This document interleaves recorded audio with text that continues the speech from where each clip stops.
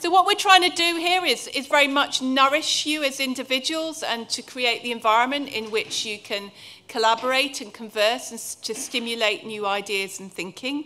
And we're giving you lots of different perspectives. And today, as you know, the content's very much from an international dimension. We're very keen on kind of growing with you and sharing with you our journey. So I mentioned earlier today when I started the conversation that we had been fortunate to go to East and West America. On my journey in West Coast America, we went to Silicon Valley, and they were talking about the work of Waterloo University. And because I'm a naturally curious person, I thought, oh, is there something going on there that I need to check out? So I came back here and then had to do the amazing task of persuading my boss that another trip would be a really good idea. And we decided to go to Waterloo and Kitchener. There's Waterloo University, and there's an amazing building there called Communitech. The Communitech was the old BlackBerry factory, and there's a lot of innovators there, many of whom end up going onwards to Silicon Valley. And I was asking them about the kind of different facets of their knowledge and how they connect with the wider ecosystem. And because when we go on trips, we're not linear in our thinking. Somebody will say, oh, I've heard somebody's doing a great thing here. We ended up going to Ottawa. It felt like a really good place to go. There were some really interesting things with government there. And there was a really great makerspace. And whilst we were meeting the makerspace, they were talking to us about some really great work that was going on at Ottawa University. And so I had the privilege to meet their dean, the Faculty of Engineering, and also their dean of arts. And they allowed me to see their makerspace there, where they've got an amazing space for students, very similar to our production space here, where they're encouraging students to actively play and design, curiosity-led, using design as a conduit for ambiguity and managing opportunity. Fortuitously, I came across Chantal, who gave me a tour around the engineering faculty and the makerspace. And I have to say it was completely fascinating, because here they were talking about maths, computing, and visual arts. And Chantal's background, as hopefully she'll portray in her keynote, is really fascinating, because she is the epitome for me of STEAM, someone who's passionate about all aspects of the lens. From software development to the curation of arts in the Canada Science Museum, she has got that real bone in her of art and engineering, and it's a real delight to welcome her today. I feel like our journey's gone full circle to explore with you her journey and the insights that she's had. So welcome to Chantal.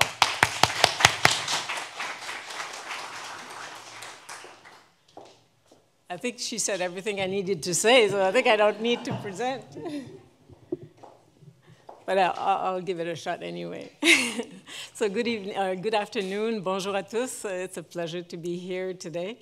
And as the title says, I will try to give you a bit of an overview of how we went about our STEAM journey in the Faculty of Engineering.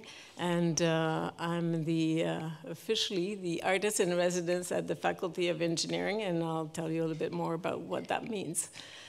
So here we go. So I thought I would give you a little bit of background on how this came about and how STEAM evolved over time. And it's been now 5 years that we are at this project. And where we want to take it next is what I intend to do. And hopefully there'll be time for a question, and you can cover anything that I have not touched on my presentation, as we need to select things for the time. So I thought I'd give you a little bit of context. Not everyone knows where Ottawa is. It's the capital of Canada, and it's the largest bilingual university, English and French, in the world. And it's in the capital region, there's 4 universities, and Ottawa U is one of them. And it's surrounded by lots of green spaces and 3 waterways, 2 rivers and 1 canal. So I couldn't resist but showing you this, which is what it looks like in the winter.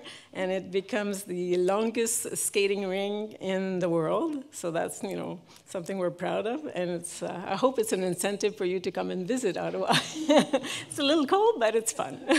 And it's just at the door of the university. So lots of students use this as a transport mechanism.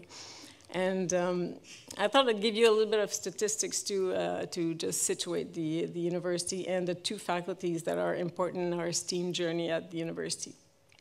So this year, the university welcomes about 42,000 students, 35,000 undergrad, and about 7,000 of postgrad. And the Faculty of Engineering has about 6,000 students in 11 plus 1, and I'll talk to you about the plus 1 program at the undergrad level and 22 at the graduate level. And in the Faculty of Arts, there's about 5K students or 5,000 students, roughly the same size as engineering.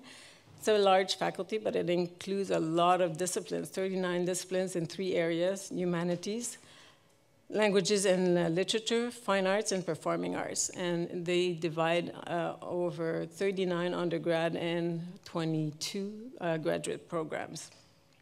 And they're, again, the 2 faculties that I'm dealing with under the STEAM umbrella.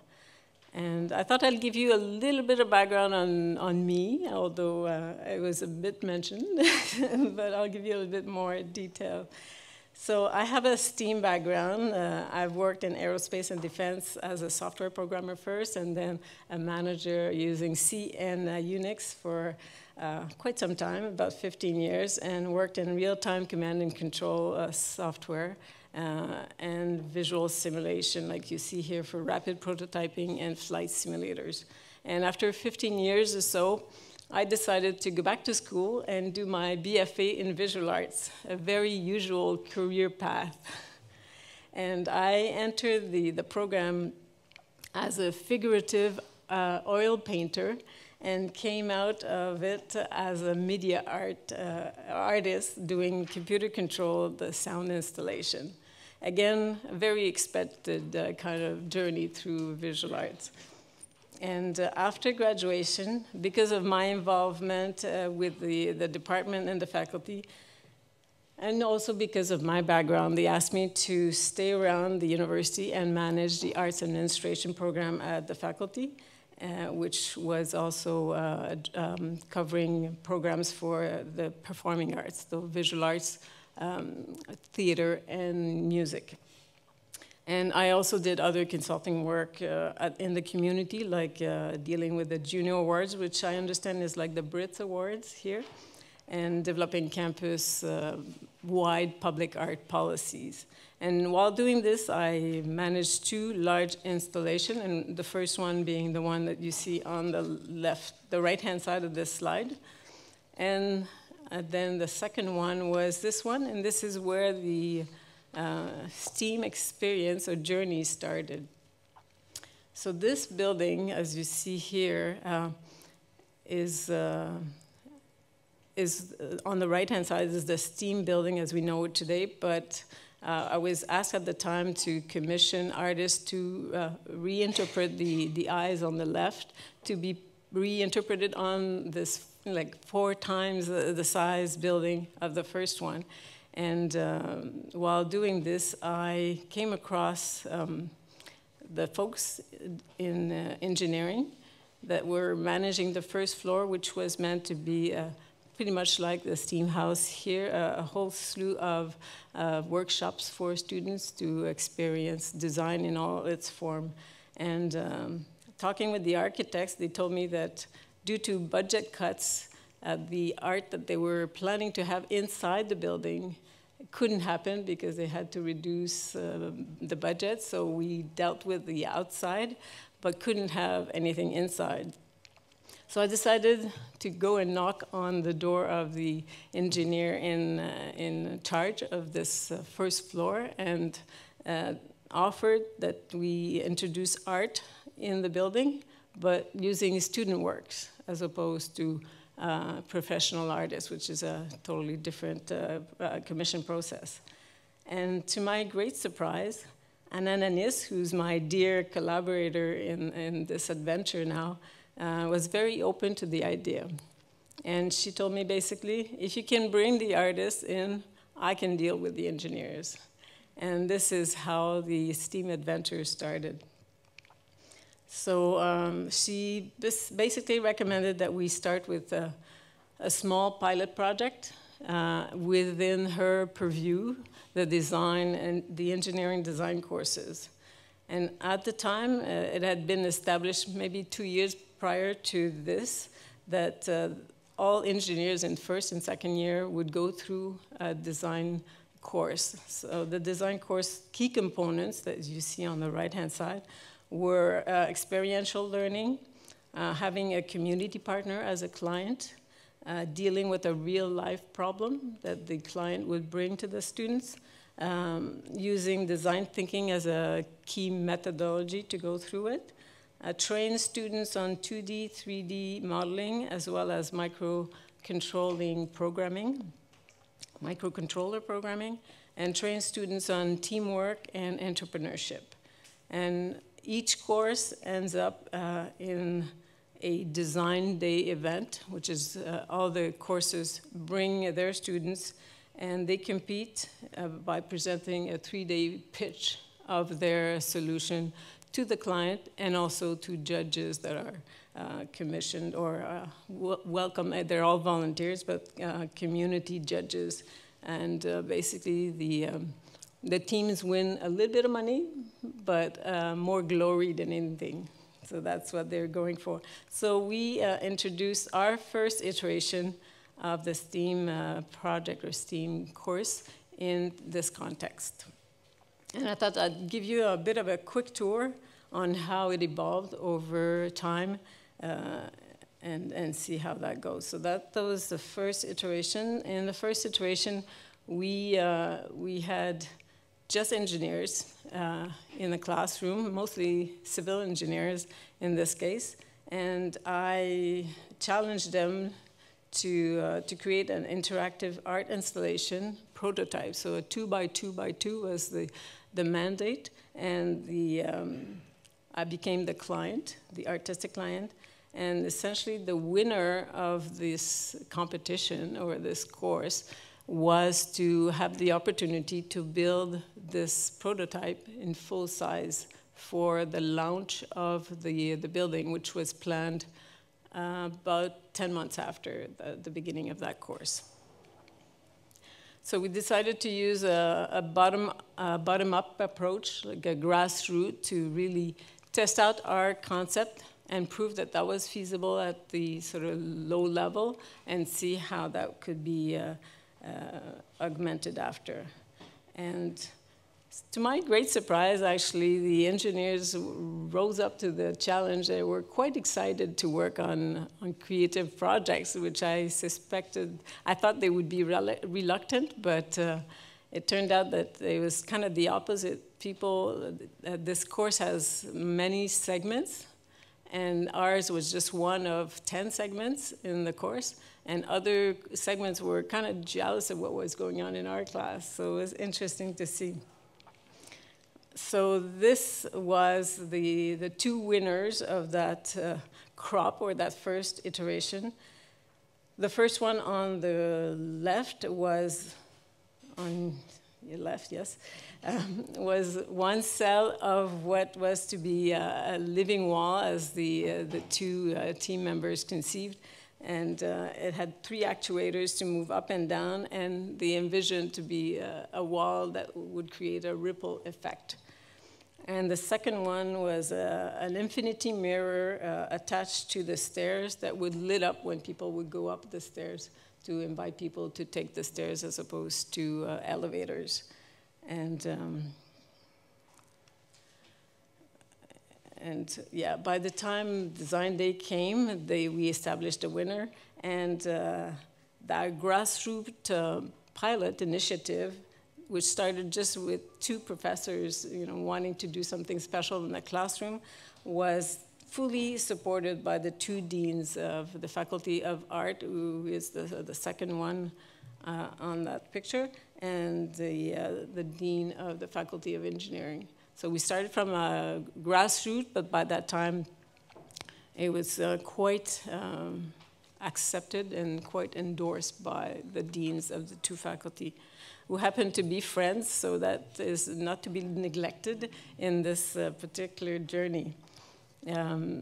Despite the fact that we found that the engineers had done a great work in terms of delivering a functional prototype, we thought, there's some ways to go between what they showed us and what we would dare to install in a permanent installation in a building. So that was one big observation out of this first iteration. And the other one was that being familiar with the creative process in the art school, I found that the way that the engineers used the design thinking process didn't allow as much critical look or critique as we know in the arts. And I thought that that was something we could improve on. So in our next iteration, we created a paid full-time summer internship for 4 students in engineering and 4 students in the arts. And the objective was to build a full-size installation of the prototypes that the engineers had created in the first segment, in the first course. And with the help of the visual department, who kind of had built trust in what I could do with them, which it was not to be neglected either there, because they really were initially a little reluctant to embark in this unknown activity with engineering. But I was able to convince them that it's all good. You'll see, it's all good. And we recruited 4 artists and 4 engineers, but as you see in the pictures, by the end of the summer, we had 7 engineers, 4 artists, and a biologist. And this team just grew naturally, organically. Beside the 4 and 4 that we had hired, they were all volunteers. They were just so excited about the project that they just wanted to participate. And I think I will go through some key elements of this internship, which we found was quite successful. The first thing that we realized is that because the artists came in after the initial prototype, the engineers were kind of a bit set in their ways, or set in what they wanted to do with the prototype. But the artists played a very key role in saying, let's slow down a bit. Let's examine why we're doing this. Why are we creating this cool moving wall? What's the reason behind it? So they really focus on the why. And the engineers, we realized, were really focused on how to build it, how to make it quickly and effectively, whereas the artists were more like, why do we do this? What's the significance? And push back. And really made the engineers understand that if you build something cool, it's something cool. But if you build something cool with a deep meaning, it's a lot more powerful in terms of message. And they really quickly understood this. And as I told you, the campus is surrounded by water, so they somehow decided to sample the local water and see what kind of life was in there. And the diversity of the aquatic life that they found became a bit of a metaphor for their STEAM experience. And it drove the visual of their piece and also the movement decision of the installation, which they called surface tension. Oops. Sorry, I'm stealing the punch a bit. But this is how they build the visuals. So they use the imagery that they saw under the microscope, abstracted it a little bit, blew it up, and it became the basis for their graphics on the wall. And as they did this, we also experienced or saw that the teams had difficulty understanding each other initially because they were using different lexicons, coming from different backgrounds. And they had different approach, as I said earlier. Some were more deep thinking about the why and the reason why to do things, whereas some others were really interested in how to make it, how to optimize what they had prototyped. And we saw that they had conflicts at the idea level, and ultimately, if they could resolve the conflicts, they were able to integrate the viewpoints and understanding and could appreciate what the other disciplines could bring to the table. And in the end, most of them concluded that they were more similar than they were different. They were just, speaking a bit of a different language. And throughout the summer, we got them to do multiple critiques with artists on the project and guest artists, as well as with the architects, because they were still on the project. The building was not delivered yet, so we were able to get them involved. And also with the facility managers or facility engineers who were helping on the safety aspect of things and the installation issues. So the students were exposed to a lot of experiential learning from the get-go to the very end with installation and situated learning, which was really key for them, and it is key for us in going forward. And also, we build a great community of practice from junior engineers and junior artists to seasoned artists and engineers, as well as architects. And I must say that the architects and engineers had as much pleasure working with the students as the students had working with them and passing on the knowledge. So that was the result of our internship. So we went from the prototype you see on the left to the installation, in this case for equilibrium. And this is how it interacted. Because of safety issue, we couldn't put anything on the stairs, but we translated the requirements this way. And this is how the second prototype was converted into a surface tension wall with the interaction going this way, with pre-programmed motions as well as sensor-driven interaction as well for detecting the movement of people and reacting to the movement of people in front.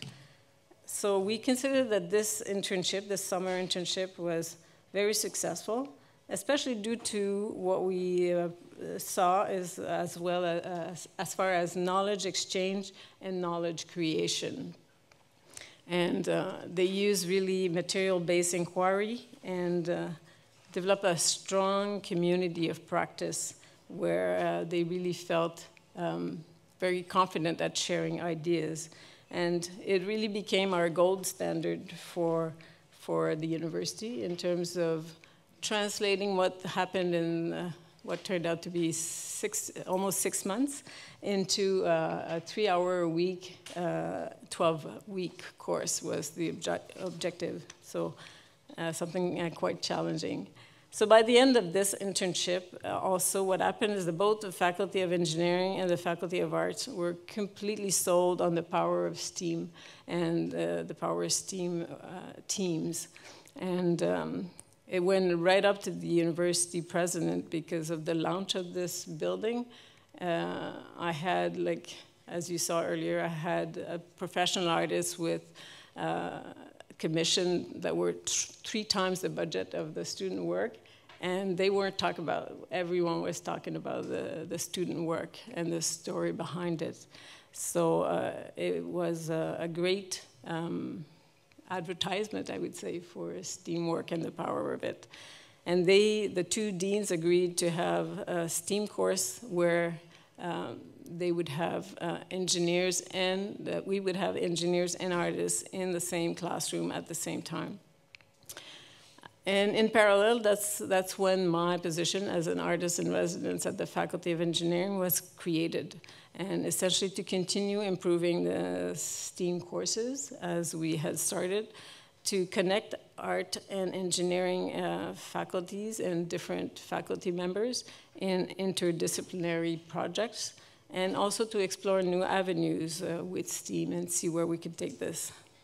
And my personal pursuit became to find the right ingredients for the perfect sauce and to create a fertile ground for the systematic transdisciplinary knowledge creation that we saw happened in that internship. And also, by the end of the internship, we had a state-of-the-art building, a STEM complex, with custom-made facilities for the makerspace, for team space, and for multiple design space, allowing students to do 3D printing, laser cutting, VR, circuit board printing, soldering, sewing, Arduino microcontroller programming, wood and metal manufacturing. And as well, we have also entrepreneurship training and incubator. So all of these spaces and programs are free for the students on campus, and we train them on them, and they can use them all the time. So building on this success, we went through iteration number 3 of our STEAM course, where we combine a sculpture course and an engineering design course in the lab portion of the design course. And it was a bit of forced marriage. The students didn't know that it would happen until they showed up the day of the first class. And we were teaching microcontroller programming, 3D printing, and laser cutting to both the engineers and the artists, as well as material exploration, artistic sculptural principles, and so on, artistic process to engineers and artists.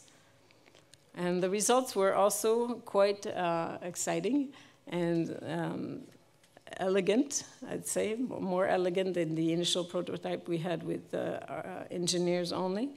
And several elements worked out really well for this combination of artists and engineers.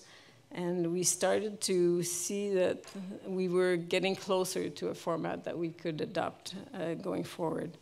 But there were some things that we wanted to improve on. The fact that some of the time in the courses were separate. The theory portion of their course were separate, because engineers had a different theory than the artists had, but they came together in the lab portion. But we thought, in the future, it'd be great if they could be all together throughout the course. So that became our 4th iteration of the course, offering students both in engineering and in art to fully register for this course, knowing that they would be dealing with STEAM throughout the 12 weeks.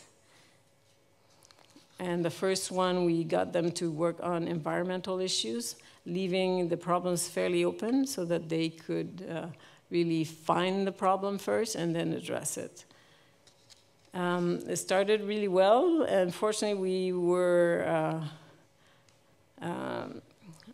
interrupted by the COVID measures, like many people, and we had to go remote about midway through the thing, so we couldn't really have the client or the exhibit that we had planned as we started. And the teams could work just really very limited in the way that they could work as a team remote. So we couldn't perfect the visual as much as we were hoping to. But we still got interesting projects. Like on the left-hand side here, you see a breathing garbage pile that was reacting to people approaching and kind of creating this spooky thing of not dealing with your garbage or recycling. And on the right-hand side is a video composite of deforestation and the paper production and recycling process.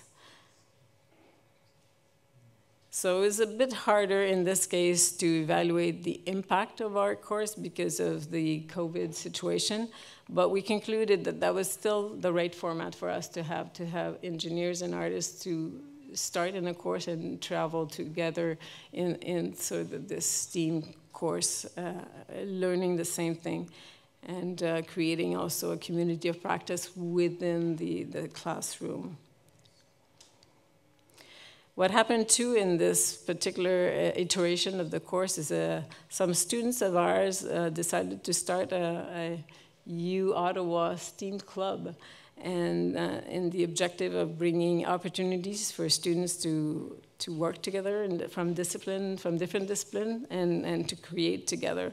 So they have annual events and workshops and hands-on activities, and also networking activities with students and with professionals.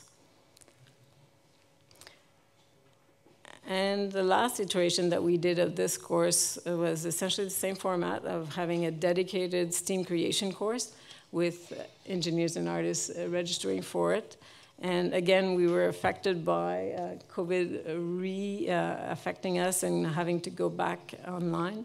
But this time we tackled using United Nations Sustainability Development Goals. And we had the teams pick a goal and using available open data, create an artistic data visualization to convey the message that they could get out of the data. And this time we really focus on storytelling. And we had great results. People use varying tools, whiteboard, animation, drawing, traditional storyboard. And this is the winning team who worked on the Standard Development Goal 3, good health and well-being, to talk about domestic violence and their increase during the pandemic. So they used, to do data visualization and statistics, they used Tableau, what you see on the left, and they showed the sort of the human impact of it through a comic strip that was also quite effective. And our observation of that particular iteration is that dealing with STEAM teams in a remote setting is more challenging. We really find that it's a lot more effective when they can be seeing eye to eye and kind of have the physical interaction. And in this case, we realized that we probably needed to train, it was maybe a little too open. We probably needed to train them a little bit more on open data and data analysis, because that took them a fair time to get the grasp of what the concepts were. But it's still overall great results that we got out of it.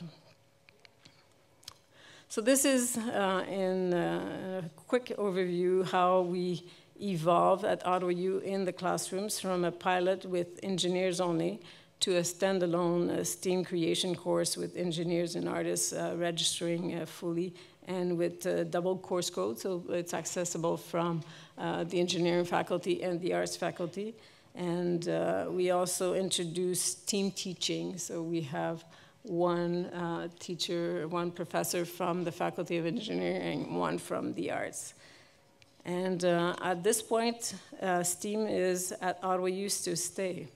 And I'll briefly talk to you about where we are going with this, essentially in 3 directions. We have a new school that will house STEAM. We are looking at research with STEAM and business applications. So we created in this last January a new school of engineering, design, and teaching innovation called SETI that focuses on engineering design, multidisciplinary education, experiential learning, and professional skill development for both undergrad and graduate students. And essentially, it's a very open and flexible engineering degree, not accredited yet, but in the engineering school. And it houses the STEAM creation course that I talked to you about. And also, we are developing a STEAM stream for this new multidisciplinary program at the undergrad level that will start in fall of 2023. We also piloted the STEAM approach to critically examine AI technology and ethical issues. And this is the pilot, one of the 2 pilots that we did over the last year. And it was very successful. It's on display at the Museum of Science and Technology, in Canada, and it's also available online. And from this pilot, we decided to apply for a 5-year project funding to use STEAM approach in the context of advanced driver assist systems, ADAS, in the AI-controlled vehicle. And someone was talking about the challenges of using a multidisciplinary research environment and how it's evaluated. We're hoping that Canada is progressive in that front, but it's a concern. We're addressing this funding application to an interdisciplinary judge or judging jury, and we're hoping to have the chance to exercise this. But it's a bit of an unknown. And last but not least, we are at the beginning of the journey of using STEAM approaches combined with user experience design, human-centric approaches for the business environment. Something we started in September, and we're still kind of dancing around a little bit how we will approach this in the business environment, but it's promising. So in conclusion, we are quite deeply convinced at the university that there are many benefits of introducing arts to STEAM teaching and practices.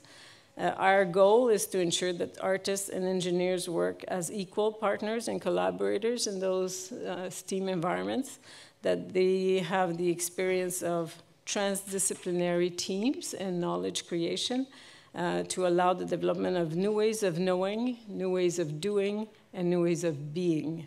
And we think that we are getting there in the process.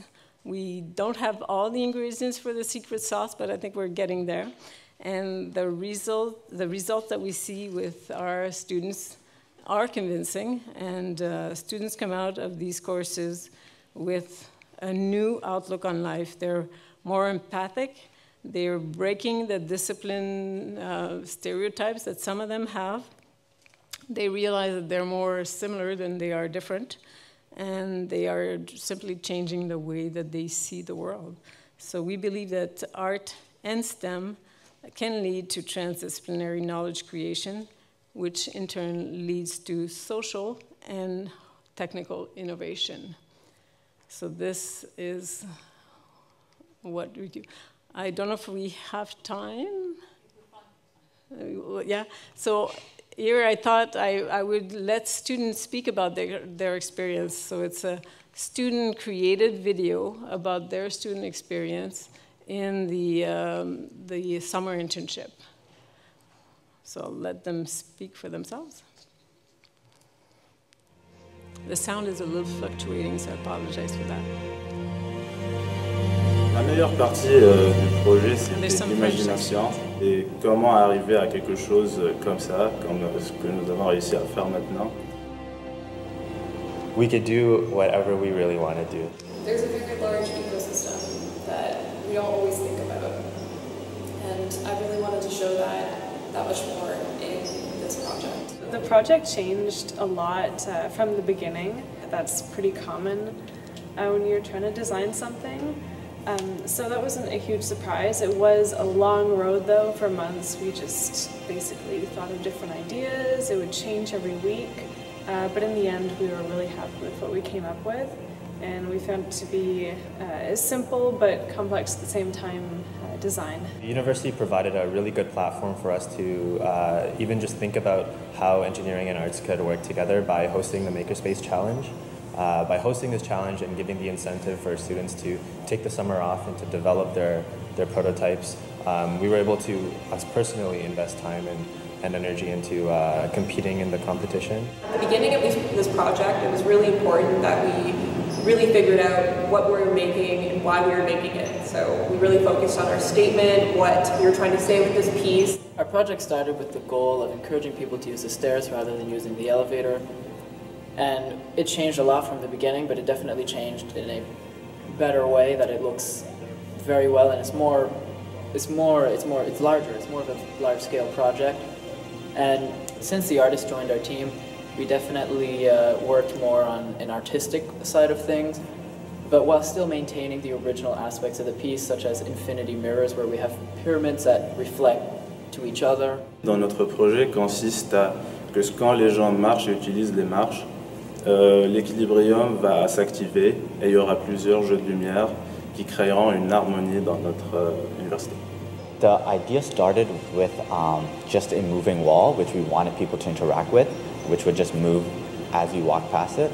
And then we had the art students come in and give it a meaning. The concept of this piece is meant to give the illusion of water. We wanted to work off of the scientific term called surface tension. Surface tension is when water molecules attract together and they build somewhat of a barrier in water, and it allows bugs and light things to float on top of it, and it acts as a wall, and it's really strong. And we were sort of attracted and really inspired by that notion, and we wanted to make a piece that acted with that, like, visually and metaphorically.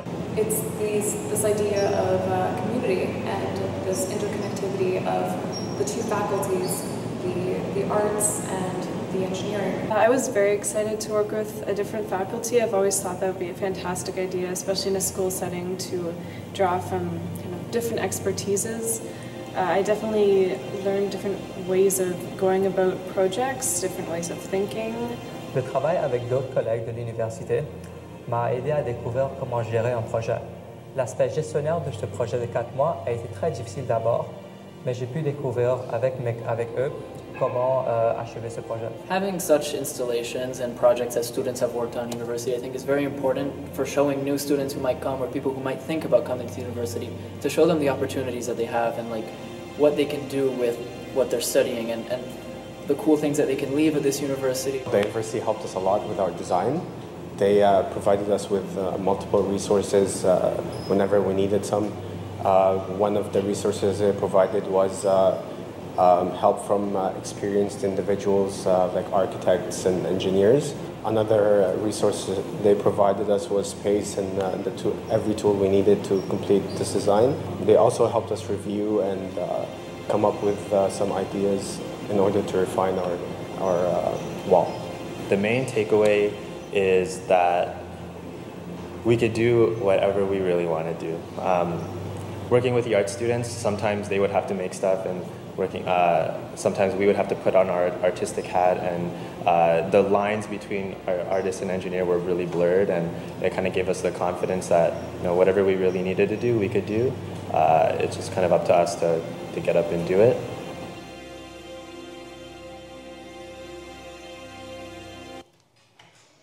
So this was their experience, and this is me and some of the publications that were published on this, if you want more information. So, yeah, thank you.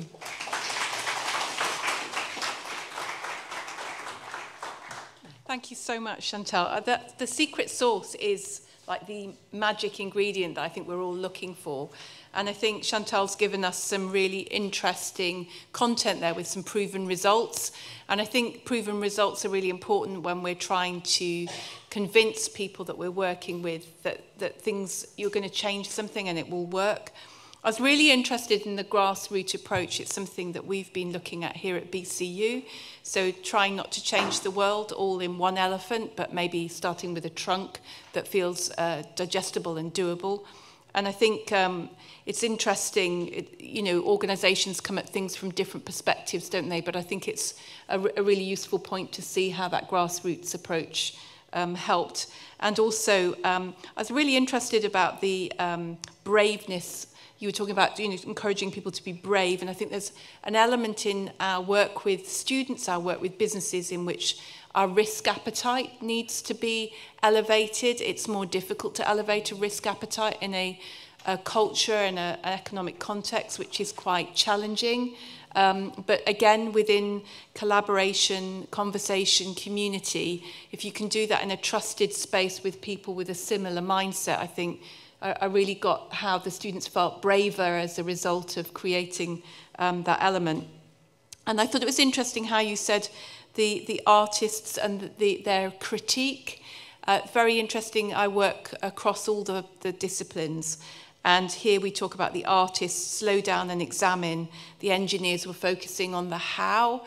I think disciplines bring different elements, don't they? But it was really nice to see that broken down into the why and the how. And I was really fascinated by knowledge exchange. So I lead knowledge exchange here at BCU. And I think that application into wider society, into our communities, into businesses, can be challenging if they don't understand something that's quite specific and has a specific outcome. So one of the things that we're looking at here is developing innovation capacity, and that's something that I really took out of the talk, that in the approach that you've taken, you've built that innovation capacity. The question I'd like to start off with, whilst I'm seeking the audience to come up with their own questions, is one of the challenges is conveying the real amazingness of students working in a collaborative construct. So if, for example, you went out to the market today and we said, this is a collaboration degree, are the A-level students in the UK going to say, yep, I'm up for that? Because probably mum and dad are saying, go and be a lawyer. So I just wondered if you could perhaps share originally just your experience of, in creating those new curriculum subjects, what was the demand and how do you manage perhaps your students coming through, your prospects, in understanding why something like that could be really important and help them? Or did you start with postgraduates? And Laura's just got a microphone for you there, Chantal. Initially for us, it was word of mouth, because this, especially the internship, the summer internship was so visible to engineers, so visible to artists and art profs, because I basically have a foot in each faculty and was quite well known in the arts as well. And just the rendering that we were able to produce was a selling point on its own. So I would say that for the first few years, that was essentially easy. I think where we're going to be having more challenge is with this multidisciplinary program that we're coming out with, that we're hoping to attract high school students that really would have to be quite creative in envisioning what they can do with this very flexible program. Because there's about almost 30% of the program is completely open to any course in university. So I think that's where the challenge will be, of trying to get people to envision. So that's why we're starting to develop streams. They're saying, if you want to be a STEAM expert, here are the courses you may consider to take within sort of the elective that you have in this program.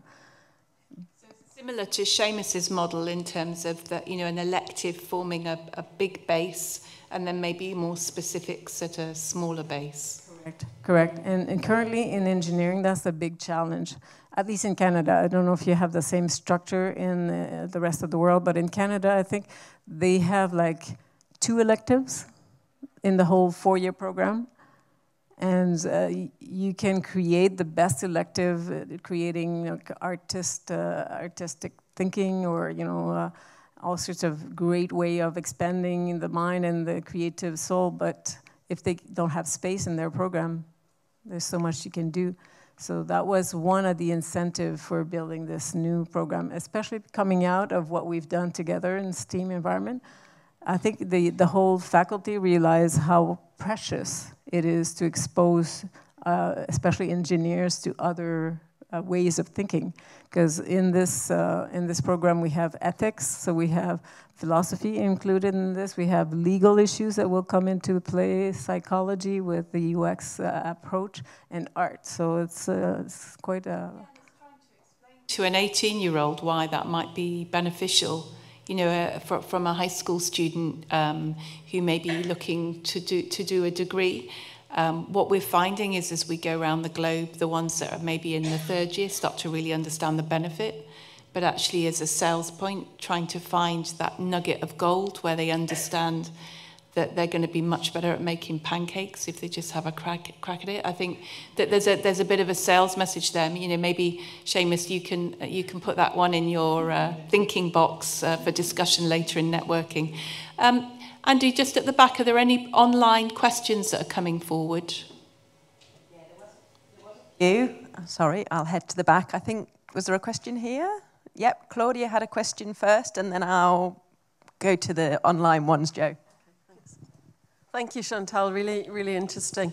I think because you use course and program, and when we talk about course, that's usually like a 3-year program or something.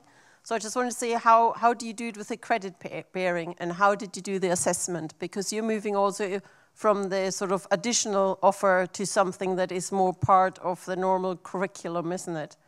And how did you approach that? So when you said the program or the course there, was that a 1-year one or more like a part of a course, just to get a bit more, and how did you do the assessment?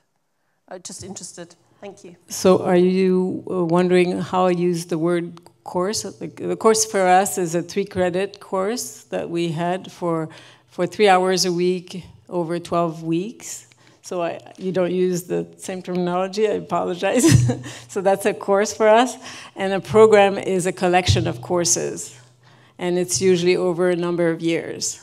So in the new program that we're coming with, is a 3-year program of 28 different courses of 3 credit each.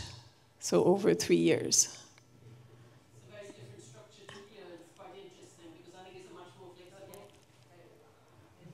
I guess I should come up to speed with the format you have. No, I mean, the wonderful thing about today's conference is we've got people from around the globe. We all use different systems. I think your courses are credit structures, which we would call modules. And our modules are usually 20 to 60 credits. So you sub-break them down a bit more. But always fascinating. And one of the things that I've learned as I go around the globe is I always use the wrong term for academics. In America, I learned to call them faculty. So yeah, I think we're all on a learning journey, aren't we? And that's what makes it really exciting. Any other questions from in the room? Thank you. You mentioned about the power of word of mouth for your first programme. And how did you sustain that going across the period as well? I'd be interested to hear. It's a challenge, for sure. I think the momentum of the opening of the STEM building was so powerful that I think we're still on that wave. But it is a bit of a challenge, especially with COVID and some partial success, I'd say, because students didn't really fully experience a transdisciplinary effect as much. That was a bit of a harder sell after that, I must say, yeah. Just have a question. I don't know whether this was within scope or something that came up in the work you've done so far, but I'm just thinking about Ottawa. I'm thinking about the business community in Ottawa. I'm thinking about the university's links with industry. Did you look at the potential for drawing upon the versatile way in which you've used STEAM to get your students from different areas to look at how Ottawa can be better plugged into markets overseas? Well, that's a bit the third section that I talked about. We are starting in that direction. I must say that Ottawa U was not as oriented towards the market before, and I think over the last 3 years, I would say it has drastically changed from that perspective. So we started to have satellite offices, satellite Ottawa U offices in the high-tech section of Ottawa. So that's a first step. And that's where the STEAM and UXD work is taking place, because the idea is really to connect students with communities on specific projects, either for credits for courses or for pure experience, because we have a large population of international students that don't necessarily have experience, Canadian experience, or even have access to the market straight out of the university. So we try to get them Canadian experience through that. So we're starting nationally, I guess, or locally and nationally, and that will lead to international, I'm sure. Yeah. I seem to have lost Laura, so I'm going to dash down the back here. No, the online team can't hear us if we do that. I was just going to thank you. Thanks, that was a really interesting presentation, thank you. I was just going to say, is STEAM recognised in Ottawa and in Canada in the primary schools? Because that is something that we have such a, such a huge challenge in terms of, I think it addresses that point that Joe was making, in terms of, you know, students just don't really understand the point of collaboration and interdisciplinary working because it's just not embedded within primary school education and it's not understood in Ofsted in that framework. So it's just really interesting to know in Ottawa, is it understood better? Do you know if it's understood better in that kind of primary school space and then you see a natural progression into the universities?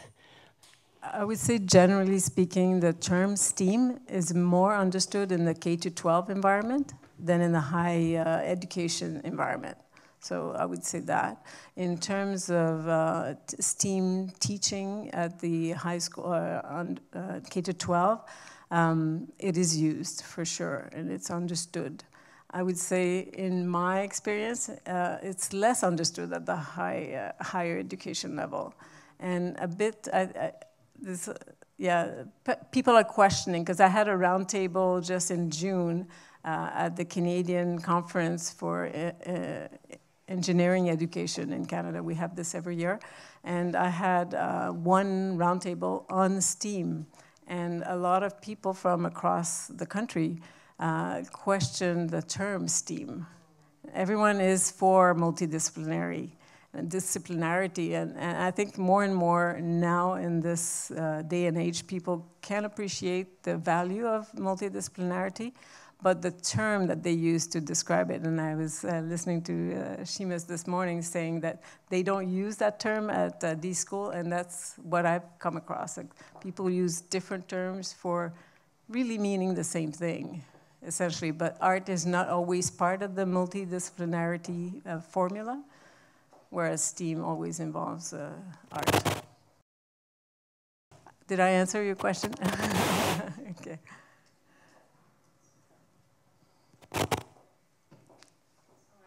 Did I think I'm too close to the... I think I'm too close to the speakers.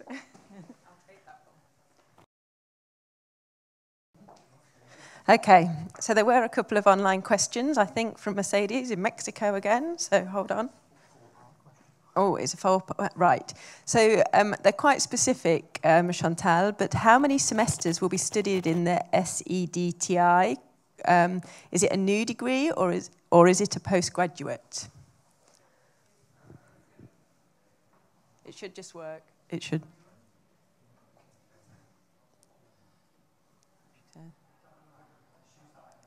Just use this one for now. Hold on. And the other question, I'll tell you in a second. So you're asking how many semesters? Is that the question? Yes. So at this point, it's both an undergrad, the multidisciplinary program is an undergrad program. And it's going to start in fall 2023, and it's going to be on 3 years and 5 courses per semester. So 5 3-credit courses of 12 hours each, so we all on the same page, per semester.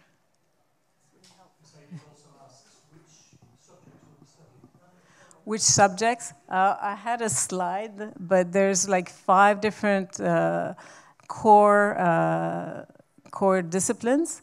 Multidisciplinary design. I should probably pop up the slides, but the internship is a key component of it. Electives. Professional development, so teamwork and things of that nature. And design. I think I got them right, but yeah, there's a profile for. Okay, thank you. Yeah. That was all the online questions. Was there one more question from the room here, we thought? Yep. So I missed most of the this presentation, but an observation that I made right at the end was a lot of students are now very interested in doing more wider, holistic things. But back when I was at university, everyone was very focused on almost being the expert in something, an expert of discipline. And so when we did learn business, all the first years were like, why are we doing business? We're doing an engineering degree. And then as they came to third year, everyone who did a module or everyone who did a year in industry almost rushing to the business because they saw the opportunities and they saw why potential employers were interested in them doing those degrees. So maybe there's a piece around that. How do we get more employers engaging with universities and schools on creating that STEAM brand and bringing that back to the classroom? A bit of a culture shift, maybe. Just an observation. Yeah. In Ottawa, I think the business community is not as progressive as we are thinking that we are. I don't think that they're thinking necessarily a STEAM-oriented approach, but we're trying to convey that and having this exposure to them, for sure. And just on the subject of being more contemporary, to have a multidisciplinary activity, I think people are waking up that if we, especially in the engineering faculties, if we don't diversify, if we don't go with a holistic approach, our rational thinking will soon be obsolete because we have AI pushing humanity somewhere, you know. And there's ethical issues associated with this. There are products coming out that have lots of ethical issues that are left to the manufacturers to define before we know that they exist. And there's legal issues associated with this. And if we don't have multidisciplinary teams at the design level on engineering, we'll be in trouble. I had another word in mind, but yeah. Yeah, we'll be in trouble. And if we don't start thinking about those things, we'll be behind the curve, for sure. And I think that's what people in engineering at the University of Ottawa, and I know in other places, have realized. You know, we have to train our engineers at thinking at other things than just the technical issues. Because even at this conference that I was referring to, the keynote speaker at that conference was wonderful, as from the Native nations as well. But it was basically saying what we glorified today as engineering big projects are often, not always, but often social disasters. You know, the big hydro things that we do in Canada sometimes completely destroy communities for years to come. Are they successes? That's something to think about these days. And in the context of you know, humanity and planet survival and all these things, like, it's no longer an option of not putting the planet into our plans. Yeah. So I think you're right. Like, the multidisciplinary aspect of things is completely contemporary. And I tried to do what I do now. 10 years ago, wasn't quite as successful, or, you know, it wasn't as trendy, or, or I think the population wasn't ready for it. But now we understand that we need to use our full humanity. Yeah. It goes back to the secret sauce, doesn't it? I think there's something really interesting. So in Rhode Island, when we went there 2016, and it's something that came out in last year's STEAM International Conference, and a talk that they did around looking at space and place, how you have to understand the depth of expertise, and then you have to be able to work it horizontally. And then they showed us a river basin and how the deep expertise allowed them to understand the ecology and the requirement of the people living in the space, and the horizontal expertise made them understand how to build an effective community that was environmentally savvy. And I think we need that T-shaped thinking.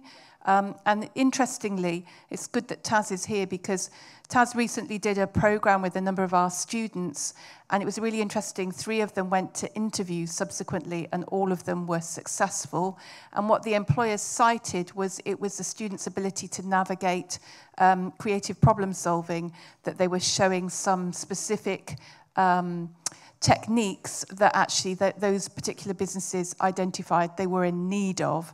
And so a really great question at the front in respect of, does industry realise they need this? Similarly to the high school students not realising they need to go on the courses which are highly collaborative, the industry doesn't realise it needs creative problem solvers who can address complex challenges over multidiscipline, but what they love is when they see those in evidence.